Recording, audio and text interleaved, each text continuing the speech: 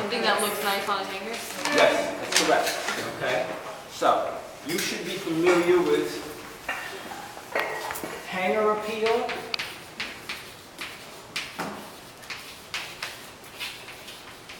Rack appeal.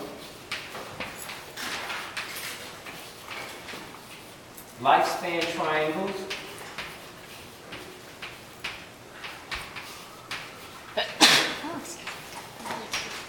And adoption meetings. Adoption meetings? Adoption meetings. Okay. Let's start with hanger appeal. My background is from the high fashion market. When we sold garments, we sold them on models, live models. You know, buyer come in, want to see the style, we had the model go in the back, put the garment on, come back, twirl around, go back, yada yada yada yada yada yada. Most of you are not going to wind up in that market. You're going to work off when you wind up in your basic market here in the United States, where you're going to be selling everything off of a hanger. Okay? Now there's a concept which is known as hanger appeal. Because you are selling from the hanger and not off of a human being, you have to have the best appeal from that hanger.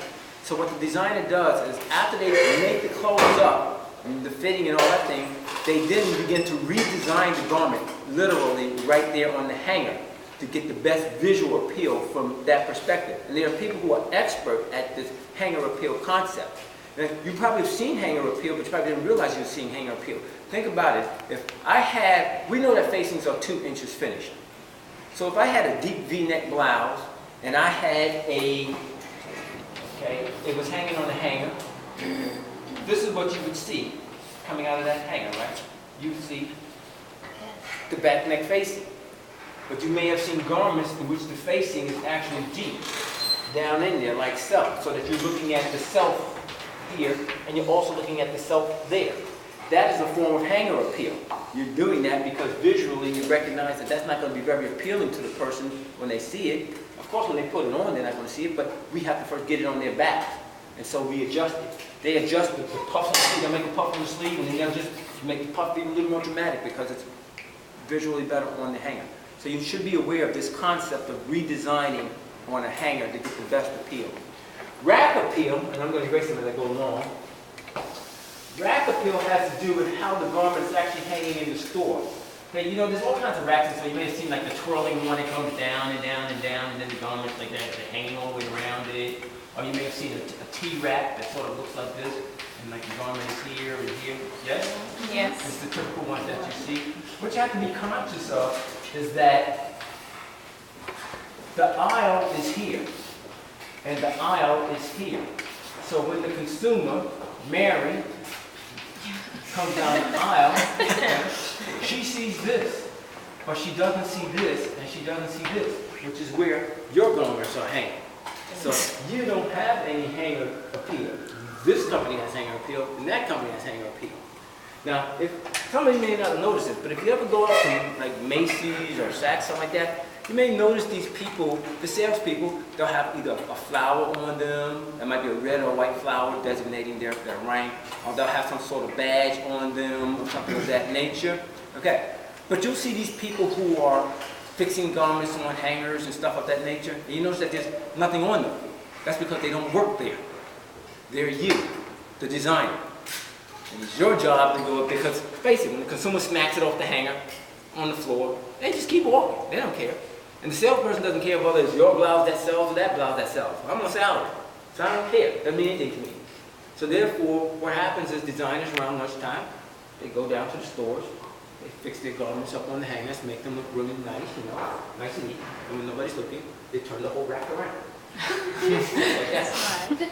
So now my garments are here and here. Somebody else's garments are there and there. Professor, I have a question. Don't designers, I know they do this in electronics, don't designers also pay for spaces where their product is usually shown? Not really. The products that are, a lot of you may not even realize that the first floor of any retail store, Macy's, Saks, Bloomingdale's, Bloomingdale's, is all rent. None of it is owned by the store. Okay, all of those products pay to be in those positions, and there they are actually jockeying for positions. It's just like being in a grocery store. You have to pay for where you are. You don't pay, that's where you go. All the way up at the top and all the way in the back of the store. You pay, you're at the front where the little ladies can reach you. Okay? So it's all very strategic.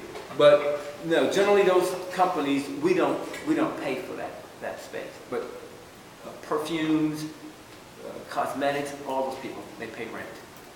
Okay? The spaces are actually owned by Clinique. You see Clinique counter? Clinique owns that space. You know, everything down there is owned by them. Okay, so that's rack appeal. Lifespan triangle. Everything has a lifespan triangle. You buy a car, you drive it till the motor falls out, the car stops, it's going through its life. Okay? You have a lifespan triangle. You're born one day, you live a good life or a bad life. One day, poof, you're gone. So garments have lifespans as well, and it's called the lifespan triangle. Your primary job as a designer is to extend the life of that garment out as long as you possibly can. You have to understand something, that only 25 or 30% of a collection is actually new. Right? Most of it is there already. The history is there. Your job is to go in and maintain the brand identity, the brand image. That means going in, finding those bestsellers, what we call Fords, F-O-R-D-S. We named them after the Ford automobile because Ford was deemed to be reliable. These are your reliable styles. You find them, you update them. The collar comes out, the collar comes in. You know how we were sliding that notch collar up and down? We slide it up and down, we make the collar bigger, we make the collar smaller, the puff a little bigger, puff a little smaller. We change the fabrication, we change the coloration. But it's there. 3/4 of this collection is there already. It's your job to put the other 25% in. So the only way you can extend the life of a garment is that you just keep rolling it over. It also has another name. It's called kaizen. Kaizen is the process. Kaizen means, it's Japanese for change for good. Okay? So you're changing something to make it better and to make it better and to make it better. That's what we do in fashion. We just keep going through this kaizen process.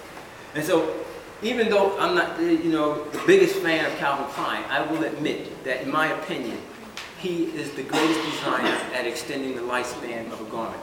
Until Francisco Costa came in and started, putting his own, mark on the label. But if you look at a Calvin, even then, he still has to follow what is true to that brand. But if you look at a Calvin Klein blazer, or a Calvin Klein blouse, a Calvin Klein pair of slacks, go back and look at the first one.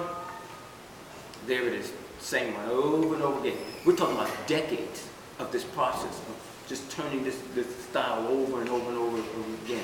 Okay, so don't think you're going to go in and just start creating all kinds of new things and they're going to go on the line. That's never going to happen. Okay, unless the manufacturer is stupid.